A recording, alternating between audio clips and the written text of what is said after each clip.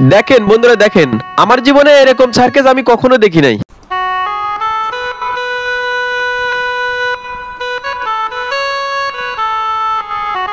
তোমা দিয়ে শূন্যর উপরে রাখা এই দৃশ্য আমি কখনোই দেখিনি।